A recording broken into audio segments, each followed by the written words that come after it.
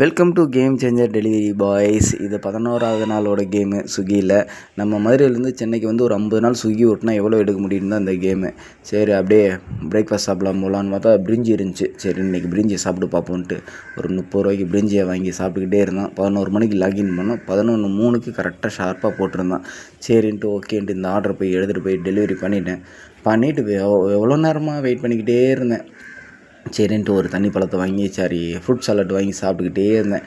சரி மறுபடியும் ஆர்டர் போடுவான்னு போட்டா 12:10க்கு போட்டான். கிட்டத்தட்ட 1 ஹவர் லேட் ஆகிட்டான். இந்த ஆர்டருக்கும் டிஃப்ரென்ஸு.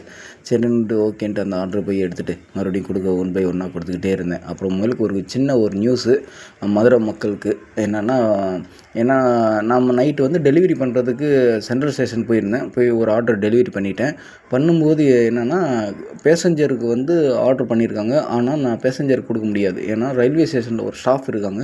நான் அவங்ககிட்ட ஃபுட்டை கொடுத்துட்டு அவங்க வந்து ஒரு ஓடிபி கொடுப்பாங்க. அதை நான் டெலிவரி அடிச்சிடுவேன்.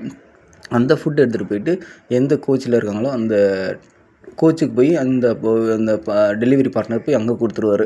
இந்த வேலை வந்து மதுரையில் இருக்கான்னு நான் கேட்டிருந்தேன். கண்டிப்பாக இருக்குது பிரதர். ஆல்ரெடி அந்த வேலை ப்ராசஸ் போய்கிட்டு தான் இருக்குது.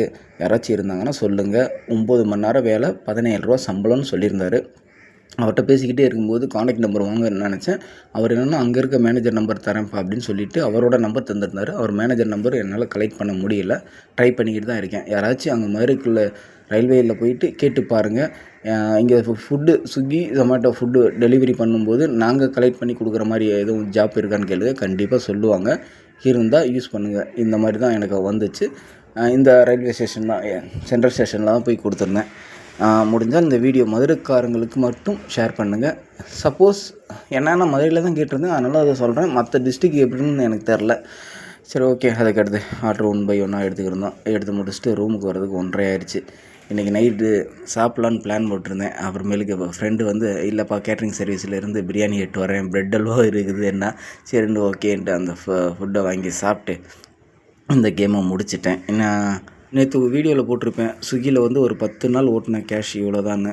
நல்லா இருந்துச்சுன்னா கமெண்ட் பண்ணுங்கள் கரெக்டாக ஓட்டியிருக்கீங்கன்னு. சரி ஓகே பார்க்கலாம். இன்றைக்கோட ஏர்னிங்ஸ் வந்து 2753 ரூபா. ஆன்லைன் டிப்ஸ்ன்னு பார்த்தா 25 ரூபா கிடச்சி.